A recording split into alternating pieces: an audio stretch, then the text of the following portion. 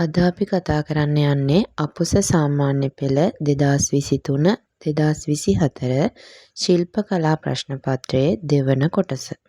දෙවන ප්‍රශ්නය භාණ්ඩ නිෂ්පාදන ක්‍රියාවලියේදී සැලසුම් චිත්‍ර නිර්මාණයට ජ්‍යාමිතික හා යාන්ත්‍රික ඇඳීම භාවිතයට ගනු ලබයි. කවකටුව හා කෝදුව භාවිතයෙන් පාදයක් සෙන්ටිමීටර 4ක් වූ ABC සමපාද ත්‍රිකෝණයක් නිර්මාණය කරන්න. මෙතනදී පුතේ අපි කවකටුව හා කෝදුව භාවිතා කරලා තමයි මේ නිර්මාණය කරන්නේ. එතකොට අපි පුතේ එකටම මේ විදිහට ABC ත්‍රිකෝණය නිර්මාණය කරන කලින් AB දුර සෙන්ටිමීටර 4ට අරගන්න.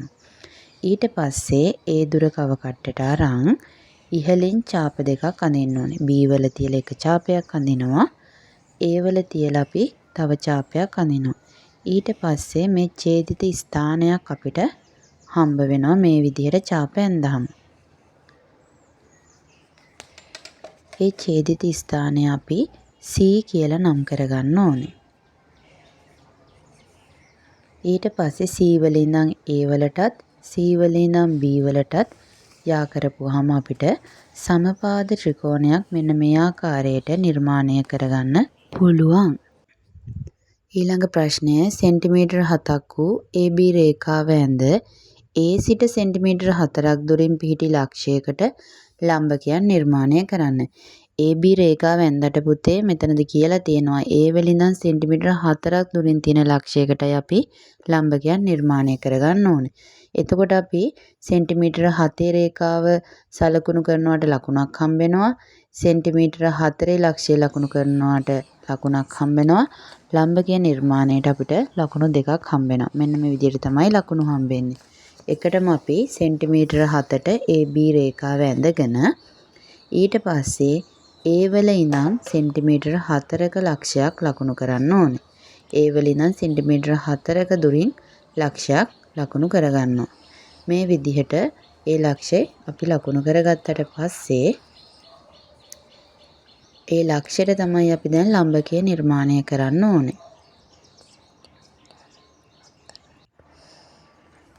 දැන් මේ විදිහට AB රේඛාව සෙන්ටිමීටර 7යි කියලා පෙන්වන්න. A වල ඉඳන් සෙන්ටිමීටර 4ක දුර ලක්ෂය පෙන්වන්න. මේ විදිහට මිනුම් ලකුණු කරලා තියන්න. දැන් අපි A වල ඉඳන් සෙන්ටිමීටර 4ක දුර ගත ලක්ෂයට ලම්බකයක් නිර්මාණය කරන්න යන්නේ. මොකද අපි කරන්නේ? අපි 90 කෝණයක් නිර්මාණය කරන්නේ. අන්න ඒ විදිහට උතන 90 කෝණයක් නිර්මාණය කරන්න. 60 කෝණයක් අඳිනවා, ආයෙ 60 කෝණයක් අඳිනවා. ඒ 60 කෝණේ සමච්ඡේදනය කරලත් අපිට ගන්න පුළුවන්. මේ ඔයාලට දිස්සෙන ආකාරයට ලම්බකය නිර්මාණය කරන්න.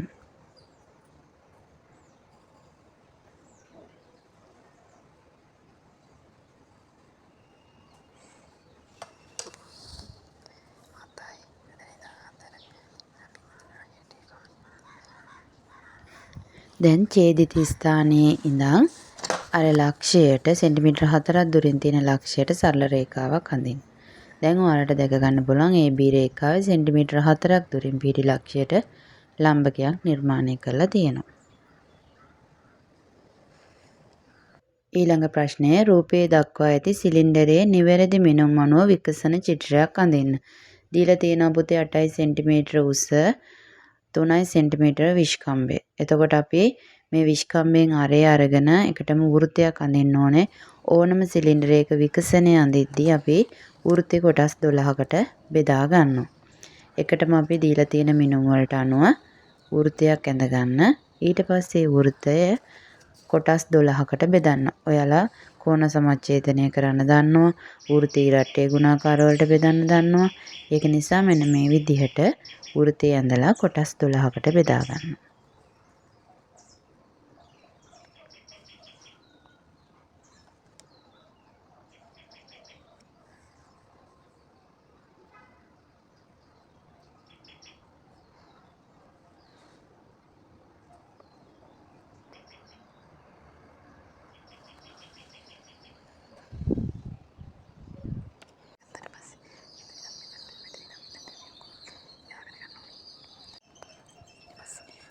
බෙදාගත්ත කොටස් ටික මෙන්න මේ විදිහට යා කරගන්න. දැන් කොටස් 6ක් තියෙනවා. ඊට පස්සේ ඒව ආයේ සමච්ඡේදනය කරලා 12කට බෙදා ගන්න.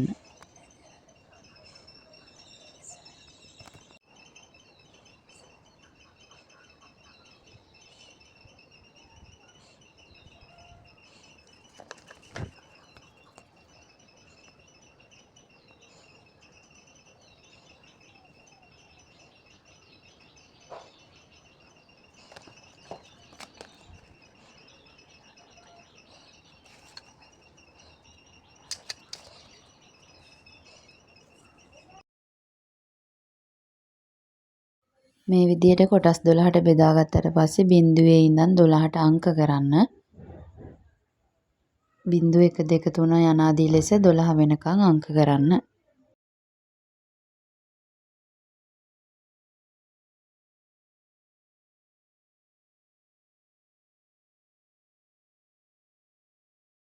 දැන් අපි සිලින්ඩරයේ වක්‍ර පෘෂ්ඨය දිග ඇර ගන්න තමයි යන්නේ. සිලින්ඩරයේ වක්‍ර පෘෂ්ඨයේ සමානයි ඍජු කෝණාශ්‍රයේ දිගට. දැන් අපි දුරක් අරන් ඉරක් සරල රේඛාවක් ඇඳ ගන්න, තිරස් රේඛාවක් ඇඳ ගන්නවා. ඊට පස්සේ අපි අර 12ට බෙදාගත්ත වෘත්තයේ අංක දෙකක් අතර 1 2 හරි 3 4 හරි මේ අංක දෙකක් අතර දුර කව කට්ටට අරගන්නවා. ඔයාලා කැමති අංක දෙකක් අතර දුර ගන්න. මොකද සෑම අංක දෙකක් අතරම දුර සමානව තමයි දැන් අපි බෙදලා තියෙන්නේ. ඊට පස්සේ අපි අර ඇඳගත්ත තිරස් රේඛාවේ ඒ දුරෙන් සමානව කොටස් 12කට බෙදාගෙන යන්න ඕනේ.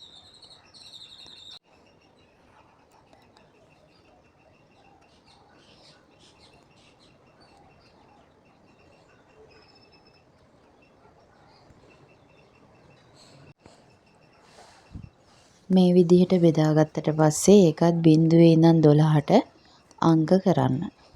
එතකොට අපිට පැටලෙන්නේ නැහැ.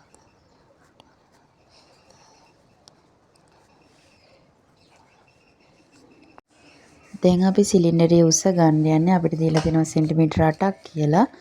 අපි අර තිරස් රේඛාවේ අවසානයේ ඉලක්කමේ ඉඳන් සිරස් රේඛාවක් ඇඳ ගන්නවා සෙන්ටිමීටර 8ට. දැන් දිගයි උසයි අරන්න තියෙන්නේ. දැන් ඍජු කෝණාශ්‍රයේ කොටුව සම්පූර්ණ කරගන්න. දැන් අපි බිංදුවේ ඉඳන් 12ට අංක කරපු වල ඒ අංක ඉඳන් පහළට සිරස් රේඛා ඇඳ ගන්න ඕනේ. අංක සියල්ලටම සිරස් රේඛා ඇඳ ගන්න. දැන් අපි ඔන්න ඍජු කෝණාශ්‍ර තලය ඇඳලා ඉවරයි. ඊට පස්සේ අපි සිලින්ඩරයේ වක්‍ර පෘෂ්ඨ දෙකක් තියෙනවානේ. දැන් මේ වෘත්ත දෙක තමයි අඳින්න ඕනේ. හරි මැද අංක 6 කියන තැන ඉහළයි පහළයි ස්පර්ශ වෙලා යන විදිහට අපිට දීලා තියෙන මිනුම් වලට අනුව වෘත්ත දෙකක් අඳින්න. සිලින්ඩරේ අපි දැන් ඇඳගත් ඍජු කෝණාශ්‍ර කොටුවේ ඉහළයි පහළයි අංක 6 කියන එක ස්පර්ශ වෙලා යන විදිහට ඒ වෘත්ත දෙක අඳින්න.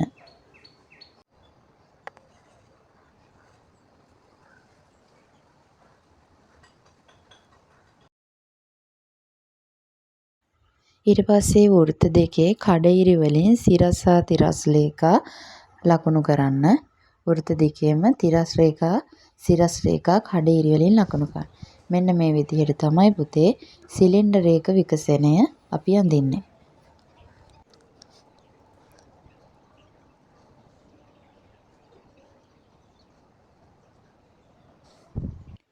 තුන්වන ප්‍රශ්නය ආකර්ශනීය ලෙස නිම කරන ලද විසිතුරු භාණ්ඩ වර්තමාන වෙළඳපොළෙහි දක්නට ඇත.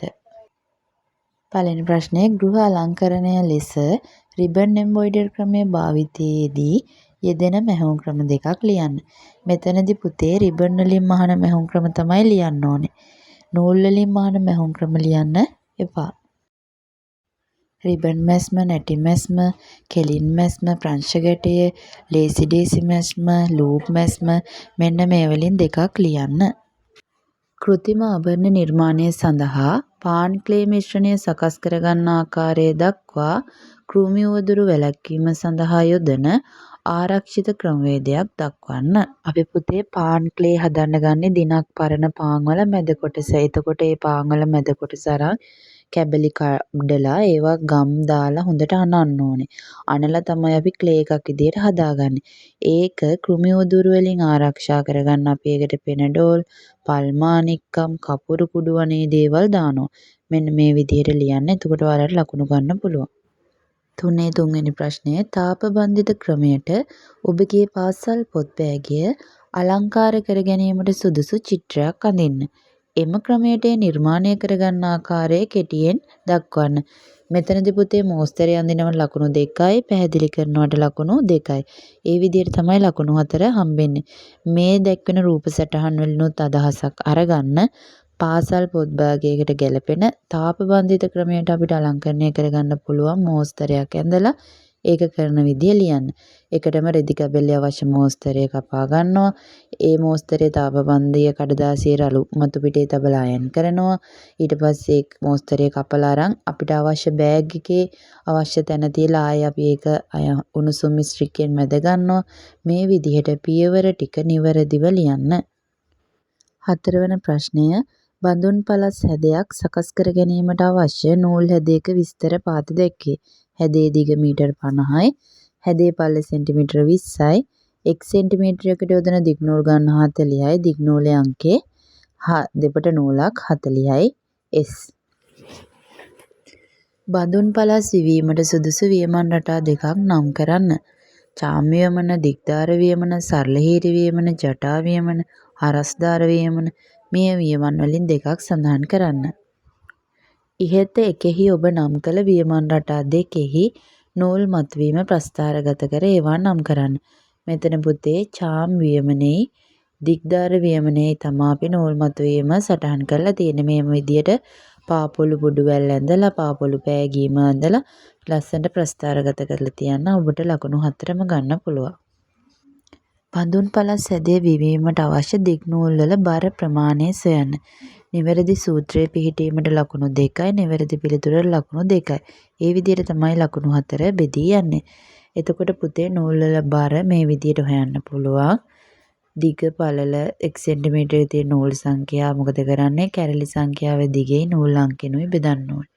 නැත්නම් කැරලි වලින් පෙන්වන්නත් පුළුවන්. මේ ක්‍රම දෙකෙන් ඕන මේකට හැදුවොත් අපිට ලකුණු ලබා ගැනීමේ හැකියාව තියෙනවා. 5 වන ප්‍රශ්නයේ වර්තමානයේ රෙදිපිලි අලංකරණය සඳහා විවිධ අලංකරණ ක්‍රම භාවිතා කරයි. 1. අතින් පින්තාරු කිරීමේදී දම් පැහැ ලබා ගැනීම සඳහා මිශ්‍ර කළ යුතු මූලික වර්ණ මොනවාද? අපි දම් පැහැ ලබා ගන්න මිශ්‍ර කරන්නේ නිල් හා රතු. මුද්‍රණය කළ රෙදිවල සායම් ස්ථීර කිරීම සඳහා කරනු ලබන පසුපිරියම් ක්‍රම දෙකක් සඳහන් කර එයින් එකක් පිළිබඳ කෙටි සටහනක් ලියන්න. ක්‍රම දෙක නම් කිරීමට ලකුණු 2යි, එක් ක්‍රමයක් විස්තර කිරීමට ලකුණු 2යි. පසුපිරියම් ක්‍රම මොනවාද? උණුසුම් මිශ්‍රිකයේ මැදීම, අව්වේ වියලීම, හුමාලකරණය, මද පවනේ වියලීම. මෙන්න මේ වලින් ඔයාලා ලියන දෙක පිළිබඳව කෙටියෙන් හඳුන්වන්න. බතික් නිර්මාණයකට සුදුසු චිත්‍රයක් ඇඳ ඒ එක් වර්ණයක් භාවිතයෙන් අලංකරණය කරන ආකාරය විස්තර කරන්න. මෙතනදී පුතේ චිත්‍රය ඇඳීමට 1 ලකුණක් හම්බ වෙනවා. විස්තර කිරීමට ලකුණු 3ක් හම්බ වෙනවා. මෙතනදී ඔයාලට නෙප්තෝල් වලින් හෝ වැඩ්ඩයි ක්‍රමයෙන් ඔයාලා කැමති විදිහකට එක් වර්ණයකින් වර්ණ ගණන ආකාරය පැහැදිලි කරන්න. මේ දැක්වෙන නෙප්තෝල් වල අපි වාජන වර්ග 3ක් හදා ගන්න ඕනේ. ඊට පස්සේ වැඩ්ඩයි වලින් කරනවා නම් ඒ කරන විදිහ මේ පියවර ටික හොඳට බලා ගන්න. එතකොට ඔයාලට සාර්ථක පිළිතුරක් ලියා ගන්න පුළුවන්.